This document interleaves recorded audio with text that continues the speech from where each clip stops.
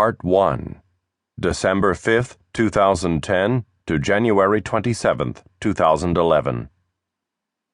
Chapter 1, Abbottabad, Pakistan, December 5th, 2010, 0821 hours local time. The beggar was nervous. You couldn't tell by looking, but he was. Still, he maintained his rounds. He wheeled himself onto the short street just off Narayan Link Road right after morning prayers at the Sakun Mosque. The shops were opening. He made his way up to the sidewalk tables in front of the tea room just the way he always did. He smiled.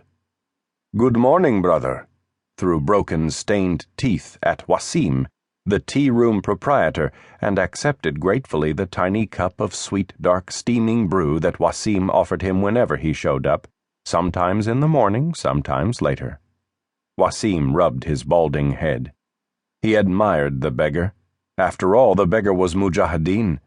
He was even aptly named Shahid, a fighter who had lost both his legs and most of 4 of his fingers when the detested Americans had hit his Waziristan compound with a missile from one of their armed Predator unmanned aerial vehicles that killed Muslims without regard to their guilt or innocence. Shahid had come to Abbottabad a little over a month ago. From Peshawar, he'd said, and before that Waziristan. On his way to Islamabad. It wasn't far. Maybe he'd get there someday, God willing, to collect the money he was owed by the government.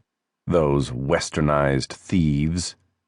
Judging from the rough Urdu-tinged accent, Wasim figured the beggar was originally from up north, the rugged, harsh mountains close to the Afghan border. Someplace like Drosh or Chitral. Places the government, Wasim considered the president and most of the government bureaucrats in Islamabad to be puppets of the detested Americans, was afraid to go. They grew them tough up there in the northwest, thin-air jihadis who could carry 60, 70 kilos on their backs all day, humping up and down the passes like mountain sheep. God's warriors, who extracted a good price from the infidels, and sometimes paid one, too. "A sweet, Brother Shahid?" Wasim always asked. You didn't want to offend someone who'd put his life on the line defending Islam against evildoers. The beggar set down the 2 lengths of wood he used to push the padded furniture dolly on which he traveled. "God bless you, Brother Wasim." "And you, Brother Shahid." Wasim excused himself and returned almost immediately with a pastry, dripping honey sitting on a small rectangle of thin waxed tissue. He stood there in his shirt sleeves, pulled a well-used handkerchief out of his rear pocket, and wiped his forehead as if it were summer as he watched the beggar stuff the treat into his mouth with ruined finger stubs, then wipe his lips with a ragged tunic sleeve. "Are you well?" The beggar shrugged and sipped tea. "As well I can be, thanks to God." He emptied the cup and, using both hands, offered it back to Wasim. The beggar looked around conspiratorially. "There were strangers here yesterday. I saw them by the Bibi Amna Mosque."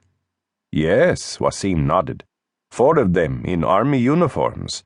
Captains, from Islamabad, I think." He paused. "Visiting the military academy from the look of them." "God be praised." The beggar picked up his sticks. "I always wanted to go to military school." He tapped his rag-wrapped stumps with one of them.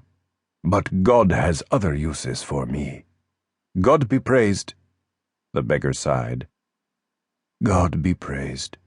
And then he swiveled, pushed off, and foot by foot wheeled himself down the street to the corner by the Iqbal Market, where he sat for an hour, sometimes more, his back up against the wall, his wooden bowl in front of him, collecting alms and intelligence.